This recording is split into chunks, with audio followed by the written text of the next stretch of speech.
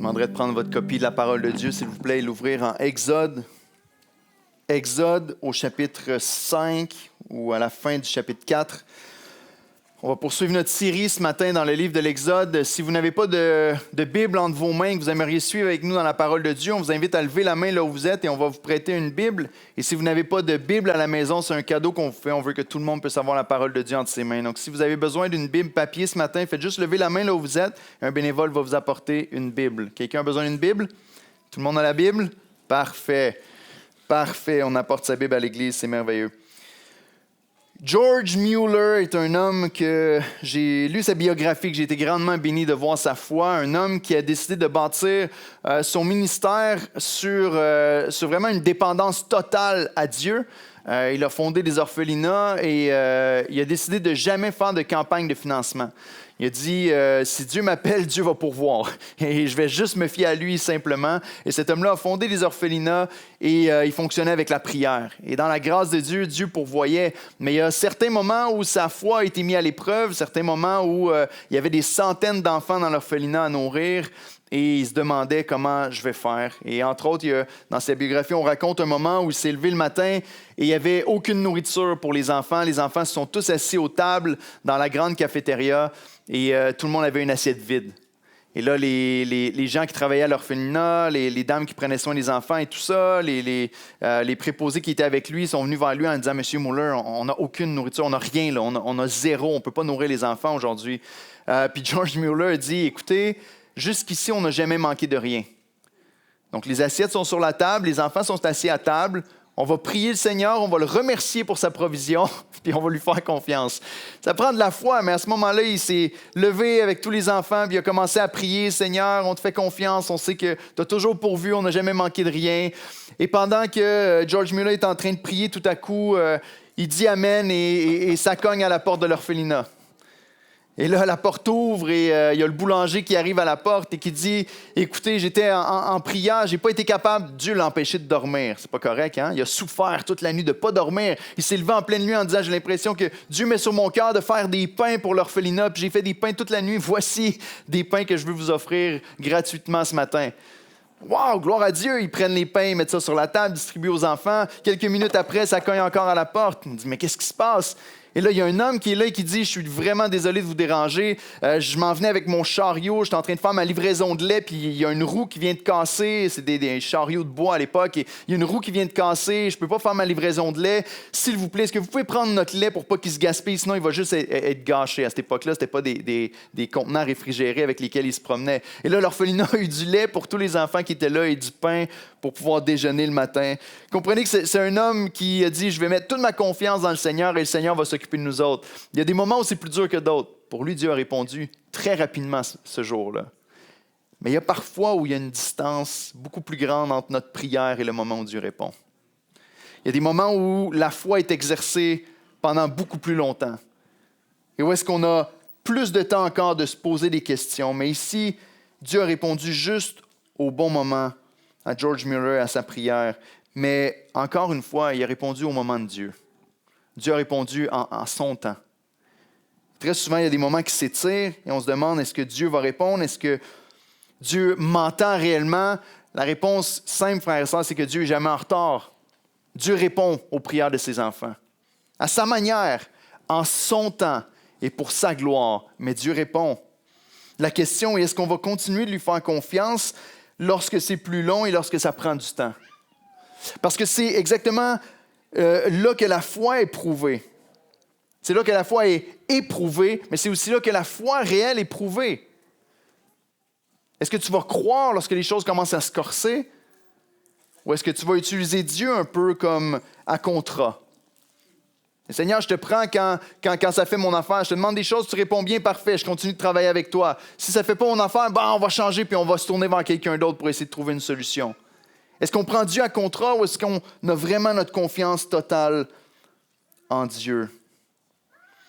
Lorsque moi, je ne comprends pas qu'est-ce que Dieu est en train de faire, est-ce que je mets en doute sa sagesse? Ou est-ce que je me repose en lui? Moïse va devoir réfléchir à cette question-là dans le texte d'aujourd'hui, et le peuple aussi. Et je crois, nous aussi, on devrait se poser la question.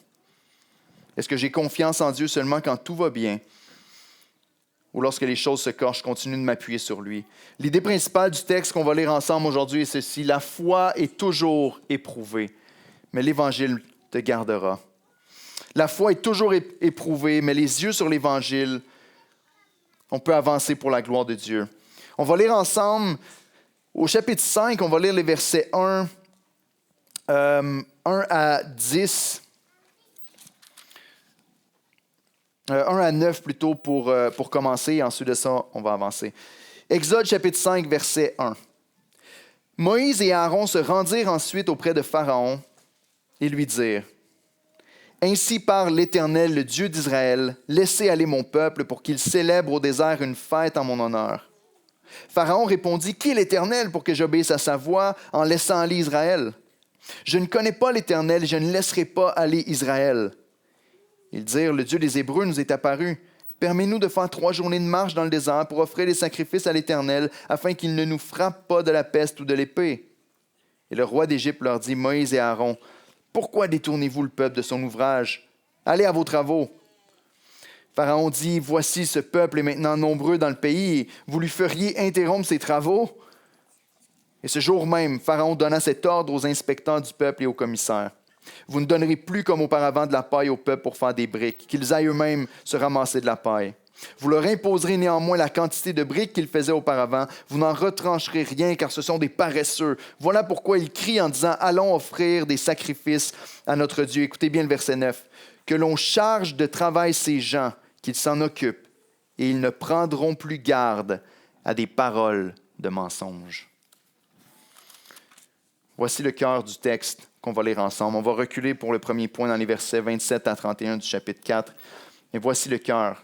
Il se présente enfin vers Pharaon pour lui annoncer le plan de Dieu. Et on voit la résistance de Pharaon qui est là. Laissez-moi encore prier et demander à Dieu de faire son œuvre. Éternel, je te prie ce matin que tu éclaires notre intelligence par la sagesse de ta parole. Je te prie que la parole de Dieu puisse trouver semence dans la bonne terre de nos cœurs, que ça puisse pousser, faire porter du bon fruit dans nos vies, Éternel, pour que nos vies soient transformées et qu'on puisse te glorifier à l'extérieur, qu'on puisse continuer de s'appuyer sur toi. Je te prie de faire grandir, ou plus certains peut-être, de faire naître la foi dans le cœur de chacun d'entre nous. S'il te plaît, fais ton œuvre, éclaire-nous, Seigneur, par ton écriture. Saint-Esprit, on a besoin de toi. C'est toi qui es l'auteur de l'écriture et c'est toi qui l'appliques à nos vies. Donc fais-le ce matin, on te prie en Jésus-Christ. Amen. Depuis le début du livre de l'Exode, on a vu que Dieu a préparé la scène. Le Pharaon et le peuple égyptien ont juste continué d'accumuler la condamnation sur eux-mêmes, d'accumuler le jugement de Dieu en tuant les enfants des Hébreux, en imposant des travaux forcés, en les rendant esclaves de lui-même. On a changé de Pharaon ici entre-temps. Moïse a été préparé. Il a commencé par sa propre force. On a vu qu'il fallait s'appuyer plutôt dans la faiblesse et dans la foi envers Dieu. Et Moïse a essayé dans sa propre force, a été envoyé au désert pendant 40 ans pour être préparé dans l'école du brisement et de l'humilité. Maintenant, il est prêt. Il a reçu le message de Dieu. Dieu lui a donné la verge, les signes et même son frère Aaron pour parler à sa place et afin que le message puisse être rendu à Pharaon. Et on se retrouve ici au verset 27 du chapitre 4. Regardez avec moi les versets 27 à 31. On voit ce qui se passe lorsque finalement Moïse part pour accomplir sa mission. Et les premières personnes avec qui il parle, il a parlé déjà aux anciens, on l'a vu la semaine passée. Maintenant, il vient s'adresser au peuple. Et regardez la joie qui doit remplir son cœur face à la réaction du peuple. Les versets 27 à 31 du chapitre 4 disent: L'Éternel dit à Pharaon: Va dans le désert au-devant de Moïse. À Aaron, va dans le désert au-devant de Moïse. Aaron partit, il rencontra Moïse à la montagne de Dieu. Il le baisa, il l'embrasse et lui fait un câlin. Moïse fit connaître à Aaron toutes les paroles de l'Éternel qu'il avait envoyées et tous les signes qu'il lui avait ordonné de faire. Et regardez au verset 29. Moïse et Aaron poursuivirent leur chemin et ils assemblèrent tous les anciens des enfants d'Israël. Aaron rapporta toutes les paroles que l'Éternel avait dites à Moïse et il exécuta les signes aux yeux du peuple. Et le peuple crut. Ils apprirent que l'Éternel avait visité les enfants d'Israël, qu'il avait vu leur souffrance, et ils s'inclinèrent et se prosternèrent. Wow, gloire à Dieu! Depuis le début, Moïse a essayé dans sa propre force de délivrer le peuple. Il a tué un Égyptien. Le peuple l'a discrédité. Ils l'ont repoussé. Il a été obligé de partir pendant 40 ans dans le désert. Dans sa propre force, il n'y avait pas de fruit. Il était terrorisé de retourner vers le peuple. Maintenant, il vient vers le peuple. Il leur annonce la parole de Dieu. Et le peuple croit. Le peuple voit les signes. Le peuple entend la parole. Le peuple met sa foi en Dieu. Et le chapitre 4 termine avec l'adoration. Le peuple non seulement croit dans la parole de Dieu, mais se courbe devant l'Éternel. La première chose que je veux vous montrer, parce que tout le texte devant nous ce matin tourne autour de la parole de Dieu et de sa puissance. Donc, premièrement, crois l'espérance du salut avec adoration. La foi ici prend naissance dans le cœur, mais d'une manière très précise. La foi prend naissance dans le cœur du peuple parce que la parole de Dieu a été prêchée. Parce que la parole de Dieu a été rapportée. Dieu va toujours choisir d'utiliser un homme de Dieu qui a été formé dans l'école de Dieu, un homme de Dieu, pour apporter la parole de Dieu avec la puissance de Dieu au peuple de Dieu pour que la foi puisse naître et que la gloire revienne à Dieu. Je vous le répète, on voit le serviteur de Dieu qui communique le message de Dieu au peuple de Dieu avec la puissance de Dieu pour la foi en Dieu, à la louange et à la gloire de Dieu. Et ça, mes amis, c'est un messager qui est appelé de Dieu. C'est extrêmement important parce que ce n'est pas juste un concept du Nouveau Testament. Paul va dire à Timothée, il va venir un temps où il va y avoir des hommes qui vont avoir la démangeaison d'entendre des choses qui leur plaisent. Ils vont se donner une foule de docteurs qui vont dire des choses qui vont être agréables à entendre à leur oreille. Alors que Dieu dit, prêche ma parole. Et Paul va dire à Timothée, prêche la parole. Ici, Moïse apporte la parole de Dieu et chaque point ici est extrêmement important. Dieu a préparé un homme dans le creuset du brisement et de l'humilité pour en faire un homme dépendant à Dieu et non dépendant des hommes. Pas un homme qui va chercher à plaire à ses auditeurs, mais qui va chercher à plaire à Dieu dans le message qu'il communique à ses auditeurs. Qu'est-ce qu'il communique au verset 30? Aaron rapporta toutes les paroles que l'Éternel avait dites à Moïse. Toutes les paroles que Dieu avait dites. Et c'est le seul message qui a le pouvoir de transformer puis de communiquer l'espoir puis de communiquer la foi dans le cœur des gens. Jésus, après sa résurrection, va envoyer son esprit dans ses disciples pour qu'ils puissent être préparés à le servir. Et il leur dit comment faire des disciples. Matthieu 28 encore, c'est un texte qu'on répète souvent à l'Église d'Oxa. C'est la grande mission que le Seigneur a donnée. Il dit, allez, faites de toutes les nations des disciples, les baptisant au nom du Père, du Fils et du Saint-Esprit, et enseignez-leur à observer tout ce que je vous ai prescrit. Et on croit que dans ce contexte-là, Jésus faisait référence à toute la parole de Dieu. Vous savez, le message et la mission que Dieu nous donne n'est pas une mission de partager les choses qui bouillent sur notre cœur, les visions qu'on a dans la nuit ou les rêves qu'on fait une fois de temps en temps. C'est pas de dire, l'autre fois, je marchais dans le parc et j'ai vu un oiseau qui se promenait puis ça m'a fait penser à une illustration puis je vais apporter ça à l'Église. La parole de Dieu nous enseigne qu'on doit prêcher la parole de Dieu pour voir la foi en Dieu naître dans le cœur du peuple de Dieu. Et tout ça à la gloire de Dieu. Ce n'est pas des belles leçons de morale. Ce n'est pas des belles anecdotes, mais c'est la parole de Dieu. Et Moïse est l'homme de Dieu avec le message de Dieu. Et troisièmement, il fait les signes de Dieu. Et la parole est accompagnée de signes pour prouver de qui vient le message ici. La parole est accompagnée de la puissance de Dieu. Et à l'ère du Nouveau Testament, la puissance de Dieu ne se manifeste plus avec des bâtons qui changent en serpents. La parole de Dieu est quand même confirmée avec la puissance de Dieu. Mais parfois, même dans le Nouveau Testament, on regarde à ce qui a pris place dans le livre des Actes et l'Évangile a rejoint de plus en plus une région de plus en plus grande, Jérusalem, Judée, Samarie, tout ça, et jusqu'aux extrémités de la terre. Et on voit qu'il y a des signes particuliers qui ont été faits pour affirmer et confirmer l'appel des apôtres. Et par la suite, la parole de Dieu est confirmée très souvent dans les cœurs par la puissance de Dieu. Mais qu'est-ce que la puissance de Dieu fait? Un texte que j'aime énormément, c'est Actes 19, les versets 18 à 20. Et 1 Thessaloniciens 1. Dans Actes, on voit la puissance de Dieu à l'œuvre. Lorsque la parole de Dieu est prêchée, comment est-ce qu'on peut savoir si la puissance de Dieu a été relâchée? Est-ce que c'est des gens qui tombent sur le sol ou qui se mettent à crier des sons d'animaux? Je ne vois pas ça dans l'Écriture. Ici, dans Actes 19, on nous dit plusieurs de ceux qui avaient cru, la foi est là dans le cœur, venaient confesser et déclarer ce qu'ils avaient fait.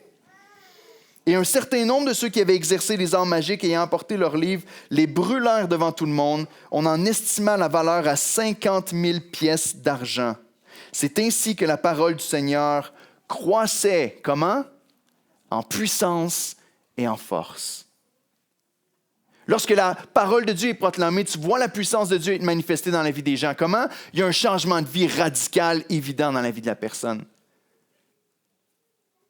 Ce n'est pas juste des personnes qui se mettent à avoir une réaction sur le moment, mais c'est des personnes qui se détournent du péché qu'il y avait. Ces gens-là ont brûlé pour des milliers de dollars de livres de magie. Ici, dans le contexte, c'est des gens qui pratiquaient la magie, mais dans d'autres contextes, c'est autre chose. Ils prennent ça, ils se détournent de leur ancienne vie et ils se tournent vers Dieu. Il y a un changement radical. On brûle littéralement l'ancienne vie, les anciennes croyances pour se tourner complètement vers Dieu. Ils confessent leurs péchés et ils déclarent ce qu'ils avaient fait. Ils ont cru.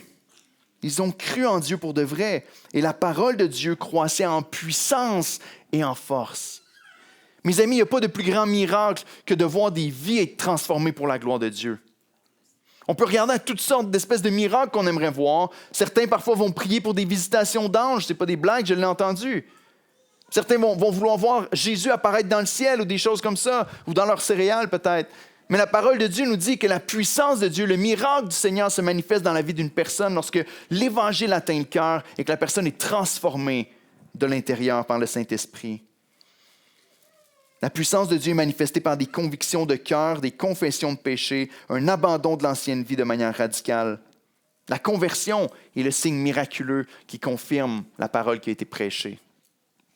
Parce que vous savez, il y a eu cette mode-là de revivalisme dans les années 1800 et 1900, où est-ce qu'on faisait des grandes conférences pour amener des gens à prendre des décisions pour le Seigneur. Et pendant des grandes réunions en plein air, il y avait des milliers de personnes qui donnaient leur vie à Jésus-Christ. Mais ce qu'on voyait par la suite, par exemple, c'est qu'il y avait des centaines de ces personnes-là qui ne fréquentaient jamais une église, qui se rendaient jamais à vivre leur foi réellement pour le Seigneur, mais il y avait un moment où leurs émotions ont été bouleversées.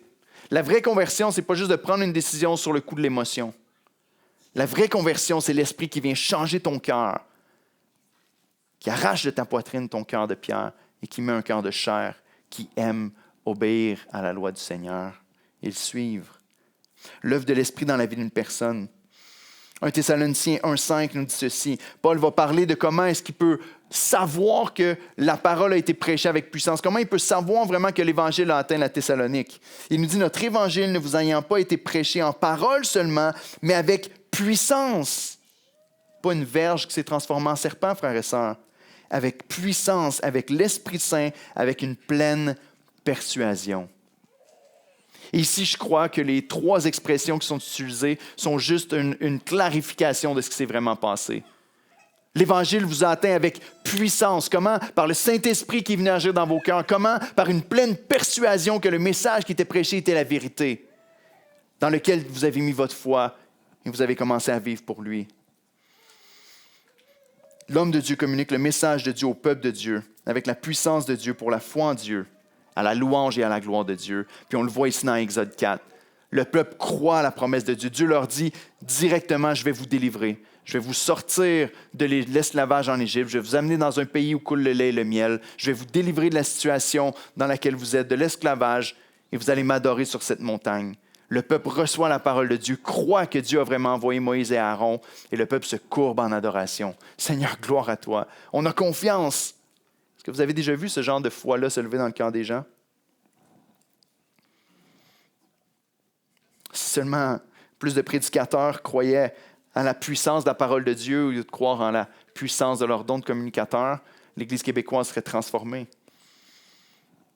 Si seulement on croyait réellement ce qui nous est dit ici, que l'Esprit de Dieu, qui utilise la parole de Dieu, est vraiment la puissance de Dieu.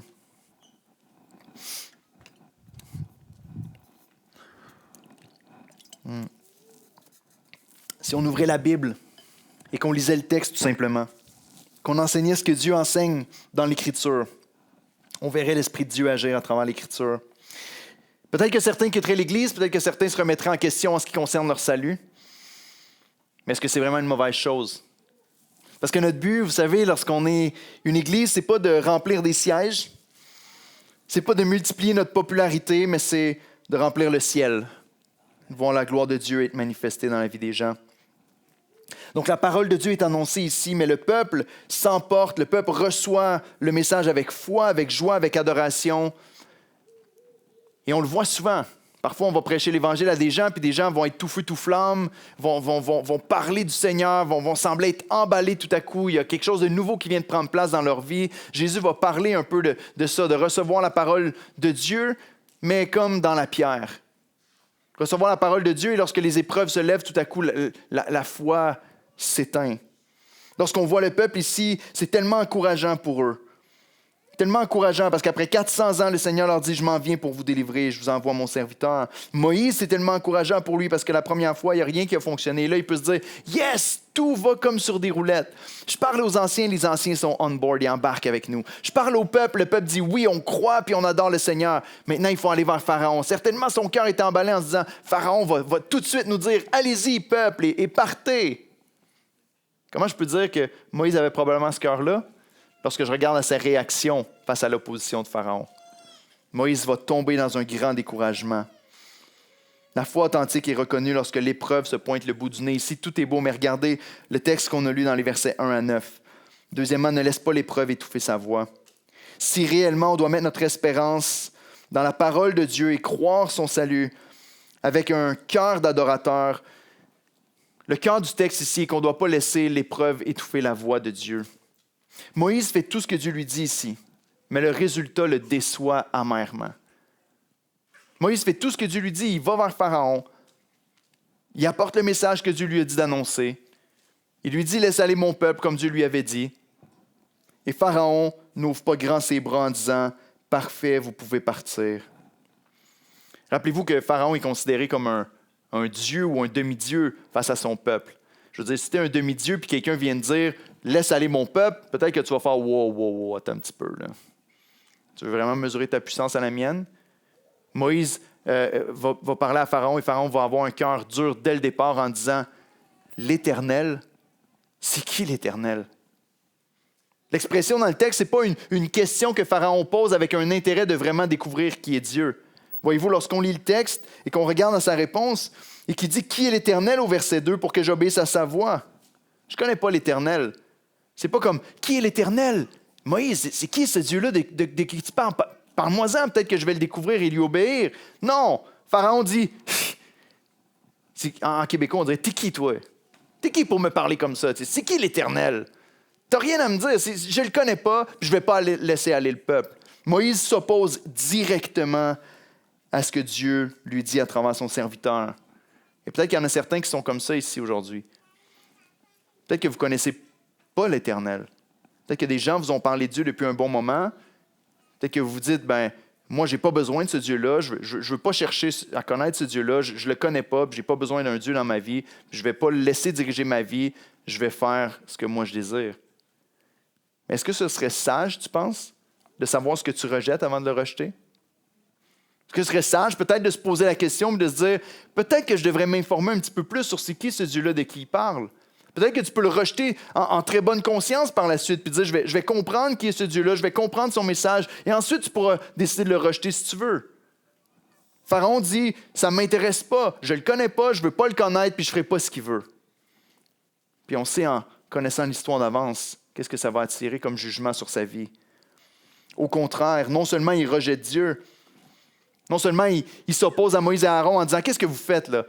J'ai comme la plus grande main-d'œuvre que tous les peuples ont jamais connue. J'ai des millions, littéralement 1 million de personnes dans mon pays qui me servent, qui sont mes esclaves, qui bâtissent ce que je veux qu'ils bâtissent et qui font tout ce que je veux.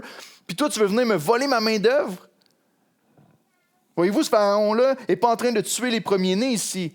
Mais il a compris que c'était très utile d'avoir des gens qui pouvaient faire tout ce que tu voulais quand tu le voulais. Il dit « Vous allez arrêter leurs travaux? Je ne connais pas Dieu, je n'ai pas peur de lui, puis vous n'allez pas partir avec ma main-d'œuvre. » Sans chercher à savoir qui il est. Moïse et Aaron frappent un mur, comme on dit en bon québécois. Ils repartent bredouille. Certains diraient, ils repartent avec la queue entre les jambes. Ils repartent de là en disant, mais voyons donc, tout va bien depuis le début. Tout le monde a reçu le message comme il faut, mais ils repartent et ils ont l'impression que c'est un échec total. La réalité, c'est que la foi sera testée. Et la parole de Dieu aurait dû demeurer ferme devant leurs yeux. On l'a chanté. Sa parole, ses promesses sont comme une ancre pour notre âme. Et comme pour montrer sa puissance au-dessus de celle de Dieu qui menace de plaies, Moïse va lui dire, si tu ne laisses pas aller, il va y avoir des plaies qui vont tomber sur le peuple. Et Moïse même va inclure le peuple d'Israël avec eux en disant, le Seigneur va nous juger, au verset 3, qu'il ne nous frappe pas de la peste ou de l'épée. La peste était le même mot qui est utilisé pour les plaies, qu'on va voir un petit peu plus loin. Et de l'épée, ça veut dire que Dieu ne nous envoie pas des armées pour nous conquérir. Mais Pharaon ne s'en inquiète pas.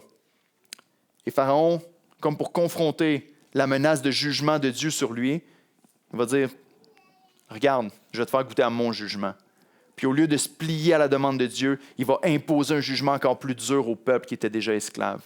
La Bible nous dit ici qu'il va leur imposer d'aller même chercher la paille. Avant, les Égyptiens leur donnaient la paille, du moins pour qu'ils fabriquent leurs briques et qu'ils puissent faire ce que Pharaon leur demandait de faire. Maintenant, ils disent, vous allez partir, on va rajouter une tonne d'ouvrages dans leur liste de tâches. Ils vont devoir faire encore plus que ce qui se faisait avant, puis on ne va pas les aider à le faire. Et en plus de ça, le texte nous dit, un peu plus loin, qu'ils ont commencé à battre les contremaîtres du peuple. Regardez avec moi les versets 10 jusqu'à la fin du texte. Il dit, les inspecteurs du peuple et les commissaires vinrent dire au peuple, ainsi parle Pharaon, je ne vous donne plus de paille. Allez vous-même vous procurer de la paille où vous en trouverez, car on ne retranchera rien de votre travail. Le peuple se répandit dans tout le pays d'Égypte pour ramasser du chaume au lieu de la paille. Les inspecteurs les pressaient en disant, achevez votre tâche jour par jour, comme quand il y avait de la paille.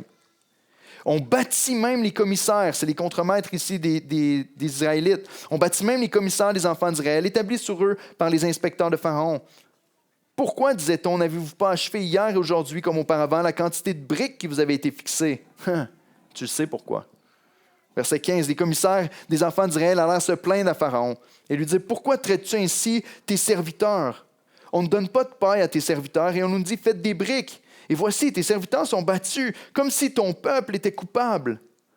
Pharaon répondit, vous êtes des paresseux. Les paresseux, voilà pourquoi vous dites, allons offrir des sacrifices à l'Éternel. Maintenant, allez travailler, on ne vous donnera pas de paille, et vous livrerez la même quantité de briques. Les commissaires des enfants d'Israël virent qu'on les rendait malheureux en disant, vous ne retrancherez rien de vos briques chaque jour, la tâche du jour. En sortant de chez Pharaon, ils rencontrèrent Moïse et Aaron qui les attendaient. Et écoutez ceci, ils leur dirent, que l'Éternel vous regarde et qu'il juge. Vous nous avez rendus odieux à Pharaon et à ses serviteurs. Vous avez mis une épée dans leurs mains pour nous faire périr. Moïse retourna vers l'Éternel et dit, Seigneur, pourquoi as-tu fait du mal à ce peuple? Pourquoi m'as-tu envoyé? Depuis que je suis allé vers Pharaon pour parler en ton nom, il fait du mal à ce peuple et tu n'as pas délivré ton peuple. Voyez-vous le découragement de Moïse? Première fois qu'il parle avec Pharaon. Pharaon lui dit, non, je ne vais pas laisser aller le peuple. Et Moïse, découragement total. Moïse se retourne vers Dieu même pour faire des accusations envers Dieu. Seigneur, tu as juste fait du mal au peuple et tu ne l'as pas libéré comme tu m'as dit que tu allais le faire. Mais le cœur du texte ici et la ruse de Pharaon se trouve dans les versets 6 à 9. On nous montre le plan de Pharaon et notez bien l'aspect spirituel au verset 9. Le but de Pharaon n'est pas juste de les écraser sous le poids de l'ouvrage. Le but de Pharaon n'est pas juste de dire « je vais juste être méchant avec eux pour les punir un peu plus et qu'ils souffrent un petit peu plus ». Le but de Pharaon, selon le verset 9, c'est d'empêcher les enfants d'Israël d'entendre la parole de Dieu. Voyez-vous ça? Il prend une tournure de phrase différente, mais il dit que l'on charge de travail ces gens, au verset 9, qu'ils s'en occupent et ils ne prendront plus garde à des paroles de mensonges, qui en fait sont des paroles de vérité, venant de la bouche de Dieu à travers son serviteur. Si on peut remplir leur horaire, si on peut remplir et les occuper pleinement dans leurs pensées et dans leur travail à journée longue, ils n'auront plus le temps pour s'occuper des niaiseries de Moïse. Ils n'auront plus le temps pour s'occuper de la parole de Dieu. Ils n'auront plus le temps pour penser à cette délivrance-là qui se trouve en l'Éternel. Vous voulez la liberté? Vous voulez partir de mon règne? Vous voulez partir de l'esclavage? Je vais juste vous donner plus de travail. Vous allez arrêter de penser à la liberté, vous allez juste penser à survivre, vous allez être occupé au maximum et vous n'aurez plus le temps pour écouter non pas les paroles de mensonge, mais les paroles de vérité. Est-ce que ce n'est pas une stratégie assez contemporaine? Remplissons leur vie pour être sûrs qu'ils n'aient pas le temps pour Dieu. Les contremaîtres se font battre, se plaignent à Pharaon parce que probablement qu'avant, c'était seulement les ouvriers qui se faisaient battre. Maintenant, les leaders du peuple se font battre aussi. Ils se plaignent et Pharaon renchérit en essayant de mettre une culpabilité sur leur vie. Tu n'es pas content que ta vie soit autant occupée? Tu aimerais avoir un peu de break pour aller adorer le Seigneur puis entendre sa parole? Paresseux, vous êtes des paresseux! Soyez honnêtes, frères et sœurs. Combien de fois vous n'avez pas entendu la voix de l'ennemi de votre âme dire ça dans votre cœur? Sérieusement, tu veux prendre tout ce temps-là pour prier, pour lire la Bible, pour prendre du temps avec le Seigneur? Paresseux, tu n'as pas d'autre chose à faire. Tu n'as pas des objectifs dans ta vie. Tu n'as pas des buts dans ta vie. Tu veux prendre ce temps-là pour Dieu. Paresseux, vous êtes des paresseux. Vraiment? Si vous voulez adorer Dieu, écouter sa voix, c'est parce que vous êtes des paresseux. Le peuple se retrouve dans une position plus difficile qu'avant que Moïse commence à parler. Et c'est tellement le cas souvent, frères et sœurs, lorsqu'on s'approche de Dieu. Lorsque tu commences à prendre une position pour le Seigneur, à mettre ta foi en Dieu, puis à dire « je vais vivre ma vie pour la gloire du Seigneur », combien de fois est-ce que la vie ne devient pas plus facile, mais plus difficile par la suite? Parce que ce qu'on oublie, c'est qu'il y a un ennemi de notre âme qui est encore très vivant. Il y a un ennemi de notre âme depuis le tout début. Dieu a dit à Ève que sa descendance allait être en opposition et qu'elle allait être en conflit avec la descendance du diable. Et c'est ce qu'on voit depuis le début de l'humanité. Puis il y a ce combat-là entre les enfants de Dieu et les enfants du diable, ceux qui ne sont pas encore croyants en Jésus-Christ. Il y a un combat perpétuel entre les deux jusqu'à la délivrance totale en Christ. Ici, le Pharaon est très rusé. Très rusé. Parce que ce qu'il fait, c'est en même temps de dire on va les charger pour pas qu'il y ait le temps pour Dieu, puis en même temps, on va discréditer leur leader. Parce que là, ils repartent en disant « Hey, avant, c'était dur, mais pas si dur. » Puis là, à cause d'eux qui parlent de la part de Dieu, qui disent « Libère-nous », c'est encore plus dur qu'auparavant. Encore une fois, l'ennemi fait ça tellement souvent. Tu n'as pas d'argument, discrédite le leader, remplis leur horaire, qu'il n'y ait pas le temps d'entendre la parole de Dieu. Et le contrôle de l'ennemi va rester fort. Voyez-vous, le langage me choque au verset 15 lorsqu'on parle des contremaîtres du peuple d'Israël et qui s'adressent à Pharaon. Ils viennent vers lui en disant « Tes serviteurs », en disant « Ton peuple », comme si tu nous traites ton peuple comme si on était coupable. Attends une seconde, vous êtes le peuple de Pharaon, le peuple de celui qui vous écrase dans l'esclavage, le peuple de celui qui vous abuse depuis 400 ans maintenant. Vous venez vers lui, on se dit peut-être que c'est un moyen d'adoucir, mais ici, il y a quelque chose qui se passe dans leur cœur où est-ce qu'on se dit, on recherche probablement plus le confort que la volonté du Seigneur. La foi qui a monté au chapitre 4 dans l'adoration et tout à coup challengée. Il y a une épreuve grande qui tombe sur eux. Ils se disent, OK, on n'a plus le temps pour ces choses-là. Ils se retrouvent vers Moïse et Aaron et ils leur disent que Dieu vous juge. Et ici, le peuple vient dire que Dieu, autrement dit, c'est une malédiction qu'il prononce. Que Dieu vous condamne à cause de ce que vous avez fait, parce que maintenant, c'est plus dur pour nous. Imaginez Moïse. Je ne veux pas y aller, Seigneur, envoie quelqu'un d'autre, je n'ai pas la parole facile, je ne suis pas qualifié. Puis là, il part, le peuple dit oui, il va voir Pharaon rend les choses plus difficiles, puis le peuple lui dit, autrement dit, tu n'es pas digne, que Dieu te juge, que Dieu te réprime. Imagine Moïse comment il doit se sentir. Seigneur, je te l'avais dit que je n'étais pas la bonne personne pour ça. Il se tourne vers Dieu pour lui dire, Seigneur, tu ne fais pas ce que tu m'avais dit que tu faisais. Et vous savez quoi? Le plan de Pharaon fonctionne pour le peuple d'Israël. Son but est que le peuple se détourne de la parole de Dieu. Regardez au chapitre 6, le verset 9. On va revenir au chapitre 6 la semaine prochaine, mais au verset 9, on nous dit « Mais l'angoisse et la dure servitude les empêchèrent d'écouter Moïse. » Le plan de Pharaon fonctionne. Ce qu'ils vivent est dur, c'est vrai. Il y a quelque chose qui s'est passé au chapitre 4. Ils ont cru, ils ont adoré. Et l'épreuve est venue étouffer la semence qui a été plantée. Et je me demande combien d'entre nous vivent encore ça aujourd'hui. Vous savez, le diable développe sa tactique et son stratagème de plus en plus avec les années. Parce que là, c'est super facile. Il y a un homme qui est en autorité, qui impose des charges, qui impose du travail. On se dit non, puis on est fort avec ça aujourd'hui, la liberté, on se retire de sous l'oppression et tout ça.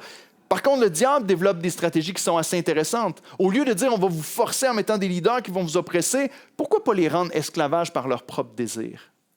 N'est-ce pas? J'ai pas besoin de mettre un pharaon qui va peser sur eux. À la place, j'ai juste à leur faire croire que s'ils ont un chalet dans le nord et s'ils ont des vacances dans le sud, ils vont être bien et ils vont être heureux. Ils vont chercher ça de toute leur force. Ils vont remplir eux-mêmes leur horaire. Ils vont être tellement occupés avec ces choses-là qu'ils recherchent qui sont éphémères que finalement, ils n'auront pas le temps pour la parole de Dieu et pour la vie dans le royaume du Seigneur. Non? Combien de choses peuvent remplir ton horaire, peuvent remplir tes pensées, peuvent t'occuper en ce moment? Ah, mais il y a des limites à mettre Dieu en premier. Là, c'est difficile en ce moment. Je vis une épreuve, j'ai du pain sur la planche. Je m'occuperai des choses de Dieu plus tard. Combien de fois on a dit ça? Pas nécessairement avec notre bouche, mais avec notre vie. Combien d'entre nous se lèvent le matin en se disant « J'ai beaucoup trop de travail pour passer du temps dans la présence de Dieu. » Je crois que l'approche de Pharaon était diabolique et que l'ennemi de nos âmes, le diable, continue à mettre cette pression-là dans nos vies très souvent, de manière détournée. J'aimerais que vous vous posiez la question aujourd'hui, comme je me la suis posée en étudiant le texte. Est-ce que moi-même, je me mets sous cet esclavage-là de laisser aucun temps pour écouter la voix de Dieu, où se trouve la vraie liberté puis la vraie délivrance, parce que je remplis ma vie puis mon horaire avec tellement de choses qui, avec une perspective éternelle, sont assez insignifiantes.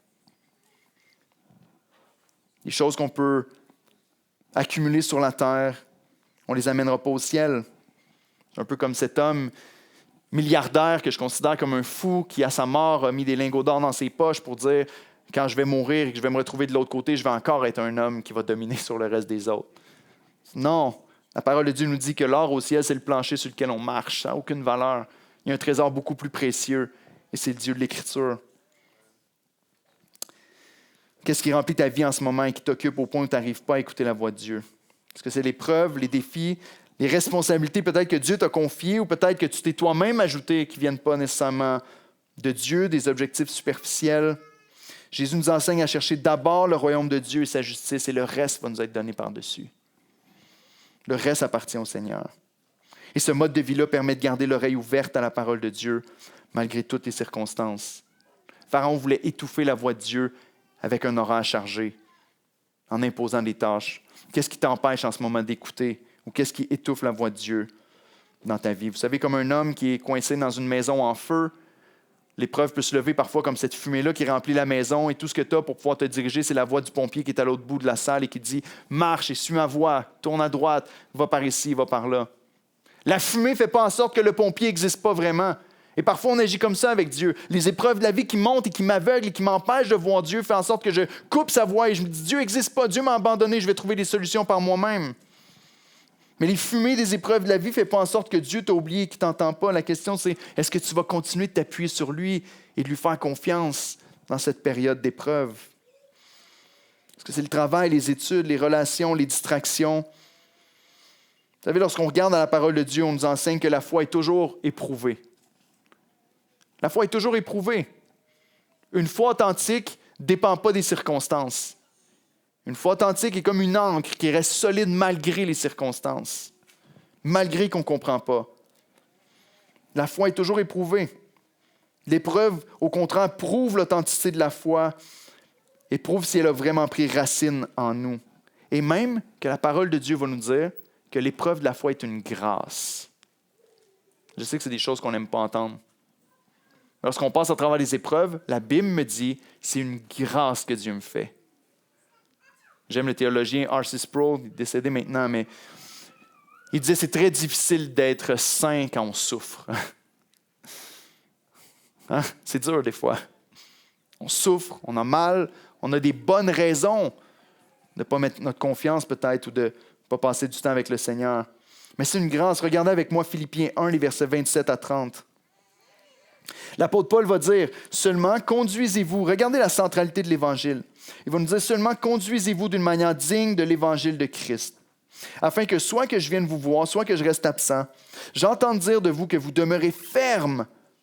Pourquoi demeurer ferme? Parce que des fois, c'est dur de demeurer ferme. Des fois, il y a des épreuves qui veulent t'ébranler. Que vous demeurez ferme dans un même esprit, combattant d'une même âme pour la foi de l'Évangile.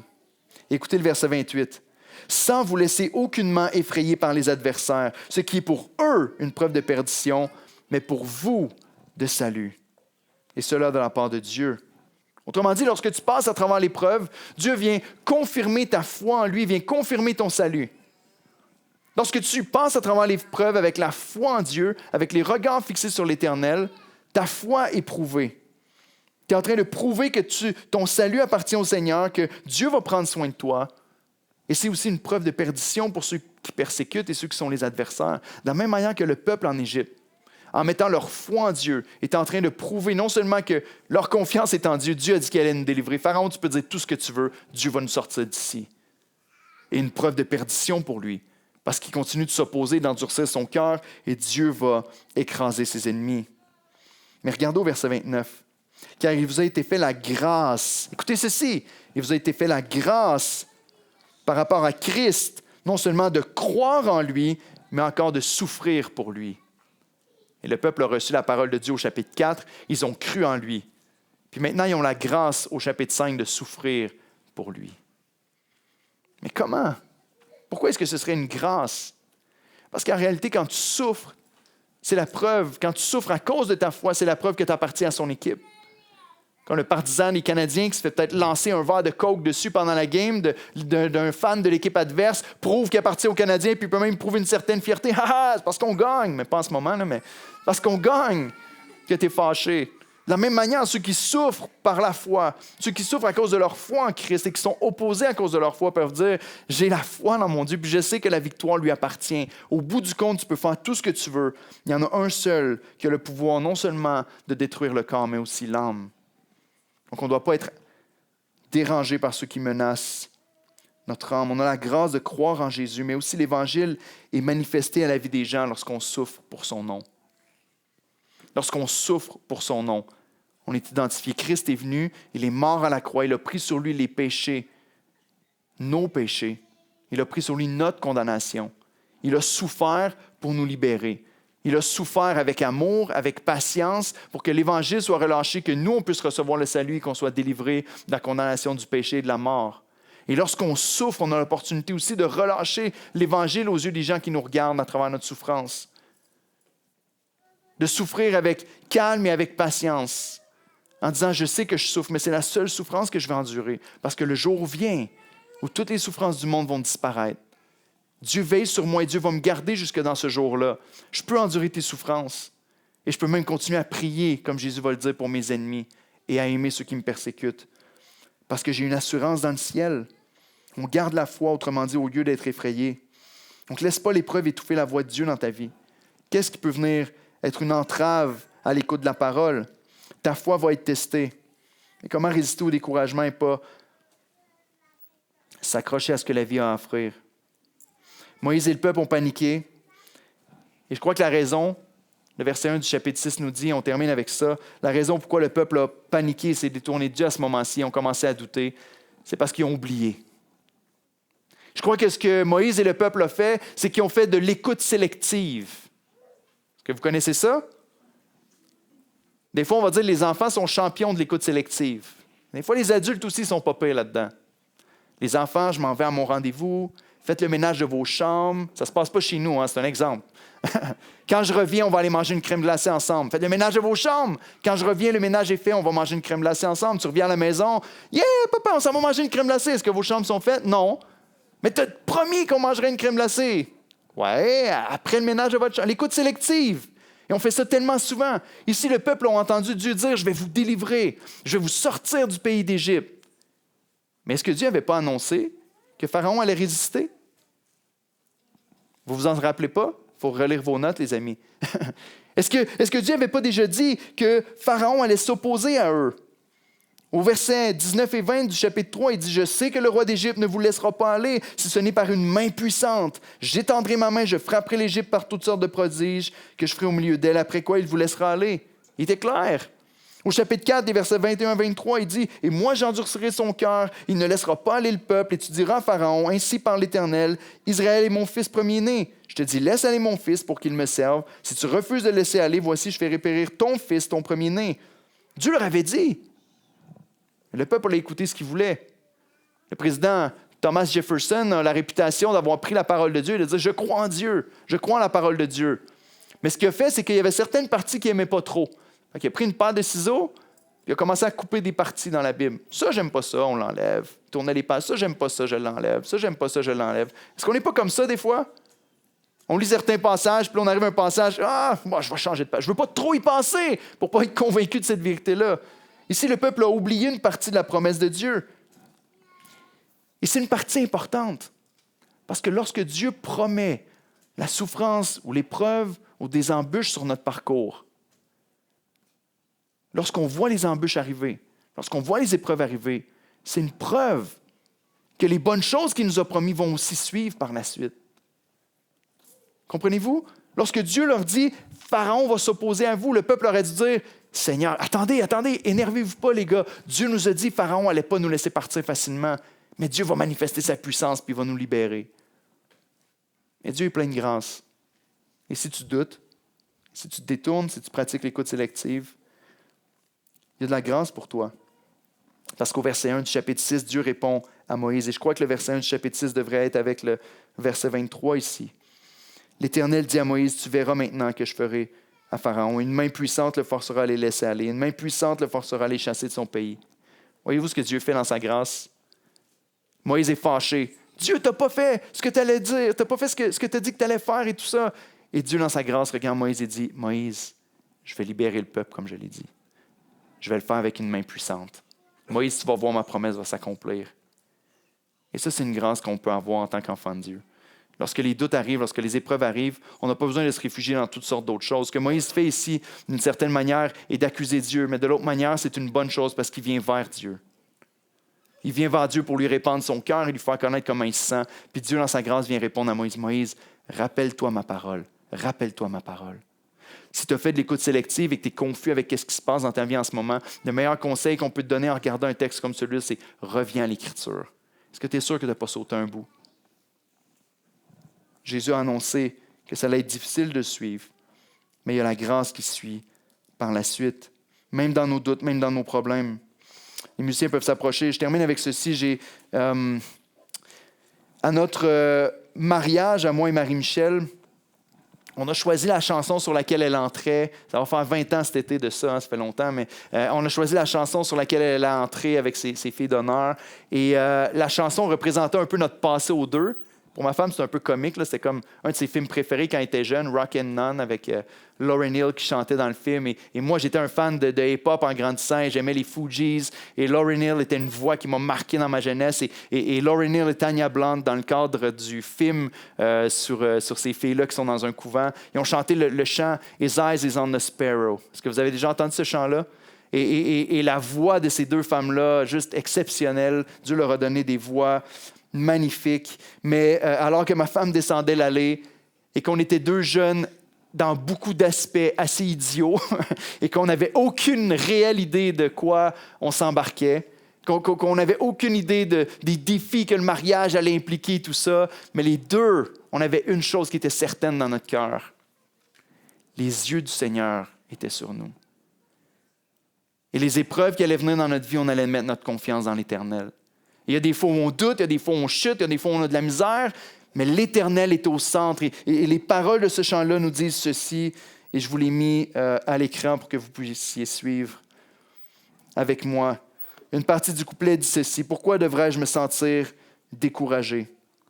Pourquoi les ombres devraient-elles venir ou m'envahir? Pourquoi mon cœur devrait-il se sentir seul et aspirer au paradis et à la maison, autrement dit avoir hâte de quitter ce monde? Quand Jésus est ma portion. Il est un ami constant. Son œil est sur le moineau et je sais qu'il veille sur moi. » Et ce chant-là fait référence au passage où Jésus parle à ses disciples en disant « Qui d'entre vous peut ajouter une coudée à sa vie par ses inquiétudes? Dieu prend soin des oiseaux qui ne moissonnent, ils ne sèment pas, ils ne moissonnent pas, et Dieu leur donne à chaque jour leur nourriture. À combien plus forte raison prendra-t-il soin de ses enfants? » On peut avoir confiance en notre Dieu dans les pires épreuves, dans les pires difficultés de notre vie. Moïse se tourne vers le Seigneur ici et le Seigneur lui rappelle sa parole. Moïse, je suis encore là, je suis encore en contrôle et je vais prendre soin de toi. Son œil est encore sur ma vie. Est-ce que tu le crois ce matin? J'aimerais que l'Esprit puisse encourager ton cœur. Si tu passes par un temps d'épreuve et de difficulté à te dire, j'ai aucune idée, j'ai l'impression que le Seigneur m'a laissé, j'ai pas l'impression de le voir agir du tout. Est-ce que tu vas placer ta foi en lui pour dire, Seigneur, je trouve ça difficile, mais j'ai confiance. Tu vas prendre soin de moi. Je ne vois rien, la fumée envahit mes yeux. Je ne vois rien en ce moment, mais je sais que de l'autre côté, tu es là. Et je veux retourner vers ta parole pour mettre ma confiance en toi et voir ta gloire être manifestée. Amen, Église, prions ensemble. Éternel, C'est avec joie, puis on est tellement, tellement reconnaissant, Seigneur, de savoir qu'on n'est pas seul, que tu prends soin de nous, mon Dieu. Que tu prends soin de nous, que tu nous vois dans notre misère, que tu nous vois dans nos troubles, qu'on peut se confier en toi, malgré qu'on a l'impression qu'on est seul parfois et qu'on trouve ça difficile. Seigneur, comme le peuple ici qui a fait face à une épreuve, qui est confronté même à encore plus de difficultés que ce qu'il y avait avant qu'il se tourne vers toi.